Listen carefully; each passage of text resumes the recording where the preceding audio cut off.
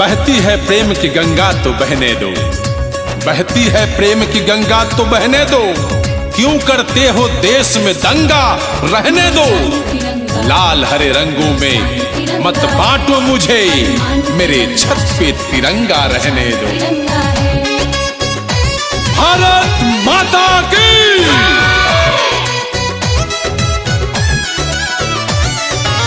जाहिल को इंसान बना दे रब्बा, जर्रे को चट्टान बना दे रब्बा।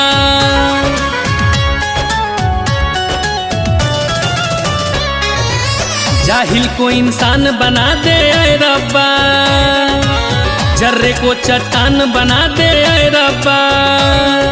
हिंदू मुस्लिम खाए एक थाली में, ऐसा हिंदुस्तान बना दे रब्बा, ऐसा हिंदुस्तान बना दे रब्बा, ऐसा हिंदुस्तान बना दे रब्बा।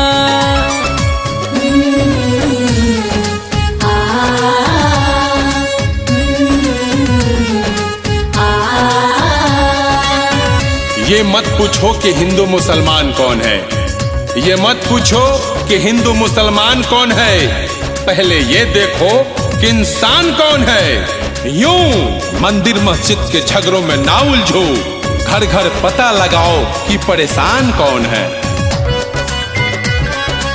म्यूजिक बाय काका।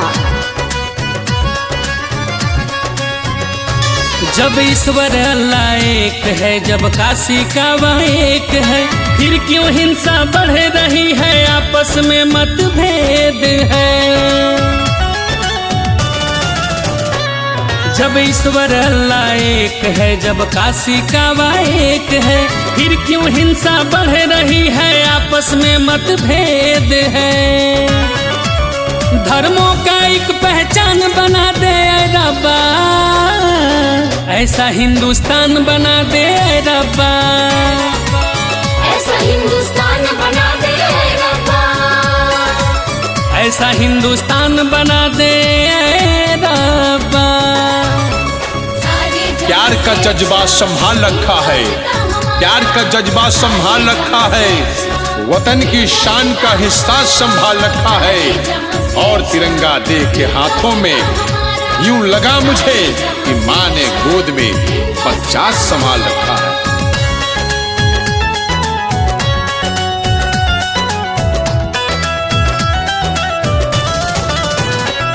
ना हिंदू मुस्लिम है बुरा, ना सिख ईसाई है बुरा, सब है तेरे बंदे तो फिर क्यों ना है इंसान जुड़ा।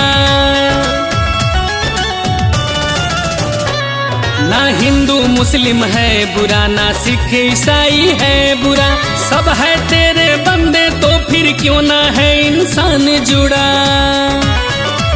सब साथ रहे फरमान बना दे रब्बा, ऐसा हिंदुस्तान बना दे रब्बा, ऐसा हिंदुस्तान बना दे रब्बा, ऐसा हिंदुस्तान बना दे रब्बा।